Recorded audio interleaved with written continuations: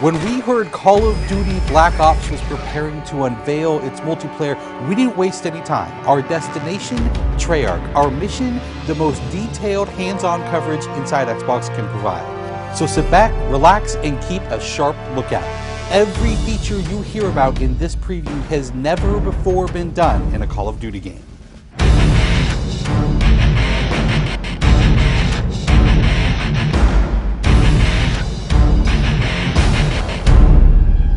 We begin where the multiplayer trailer for Black Ops left off, with theater mode.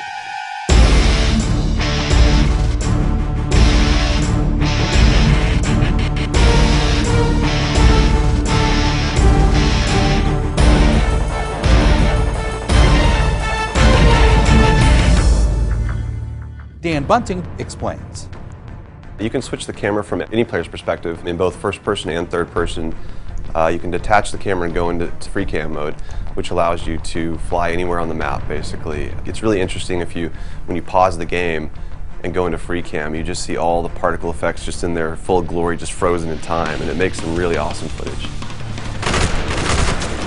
You really want to give players the tools to be creative, make their own machinima, make their own highlight reels. Maybe they're really competitive clans that want to just capture the films from their matches and then go back and analyze what the other team did or whatever. Also brand new to Call of Duty is Black Ops' new currency system. We put the currency system into Black Ops multiplayer principally because we felt like it'd be a very interesting way to engage with all the unlocks that you've been getting. So one of the things that's really fun about currency is instead of being specifically told at a specific level what you're going to get, we're unlocking features by level, but then once the feature is unlocked, you can purchase any component of that feature with the currency directly. Of course, when you got a little currency jingling in your virtual pockets, nothing feels better than putting it on the line against your fellow players. Say hello, everyone, to wager matches. When we were developing the wager match game modes, we went through a whole bunch of ideas to find the 4 that we were going to use to ship inside the game. And really, if it wasn't people screaming in joy and frustration when they were sitting around the office playing, it wasn't good enough to be a wager match. Wager matches are all free-for-all modes, and they exist separately from the standard playlist.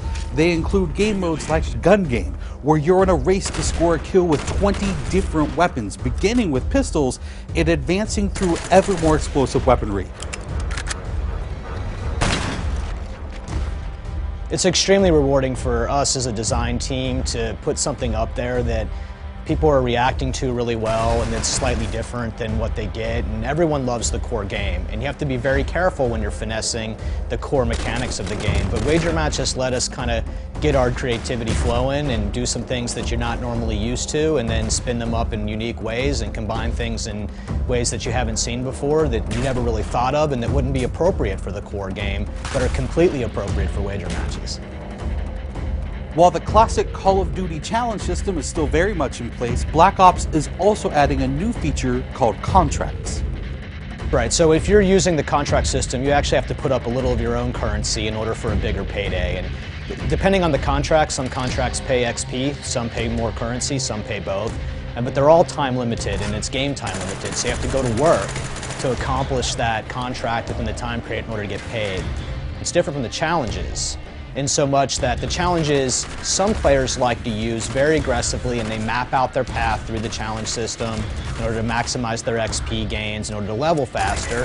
And then a whole nother set of players uses the challenges sort of passively. They're there, when you get them they feel good, but contracts gives you a way to directly engage with the content inside the game. It says, hey, I'm an SMG guy, I want SMG based contracts, I'm going to chase my contracts and I'm going to get paid. And that's fun. Another focus for Black Ops is player customization, including things like unlockable face paint, unique perk-specific character models, and a whole lot of weapon customization. We've been we stole the line from Full Metal Jacket, this is my weapon, this is my gun, and we're chanting that around the office as sort of our mantra for this feature. Originally it started with one of our designers he just made kind of an offhand comment one day where he said, you know, I really have a certain attachment to the weapon that's my favorite. I want to make that weapon mine, and that was all it took. So from there it was just, what are the things that are cool? It's like, put your clan tag on your gun, of course. And we've got, the emblem editor by itself is an element of creativity for players. And then the reticles, of course, why not give people the option to select what kind of red dot they have. Maybe they don't like a dot, maybe they like a circle, maybe they like a triangle, maybe they like a standard crosshair, maybe they just want a line. And then there is combat training, which allows you to get comfortable with the trappings of multiplayer by competing in matches against AI-controlled opponents. You know, it's our hope that combat training can convert people who are largely single-player gamers who might have, dabbled around in multiplayer but never made that leap to playing online, and give them kind of this experience where they can get familiar with the mechanics and features and systems that multiplayer has, but they can do so at their own pace, they can do so without someone screaming in their ear what a noob they are, and practice up and then join the competitive fold. Experienced players could use combat training to practice up on a particular weapon, a particular tactic, or a particular map. So we think it appeals to both audiences, but most directly, it was designed to help new players get into the mix.